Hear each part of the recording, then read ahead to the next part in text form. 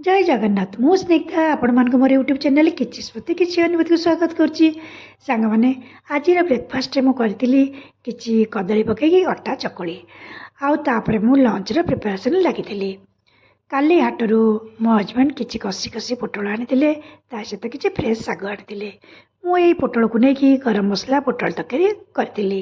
आउ ये पोटल तरकारी हेबा भितरे मु आरपटे भात मते बसै देथिली। भात पोटल तरकारी सरला परे मु साग बाछिथिली। एई सागरे मु किछि आलू आ पियाज कच्चा लंका पकेई साग को भाजी देथिली। भात पोटल तरकारी आ साग भजा सरिबा मात्रे मो हजबैंड आस्थिले खाइबा पाई। मु तांको गरम गरम भात साग पोटल तरकारी बाड़ी देथिली आ ता सहित काली रे रखिथिबा किछि ओखटा को मते देथिली। सांग माने मो हजबैंड तो खुशी रे खाइके गले। आपण मान को केमति लागला?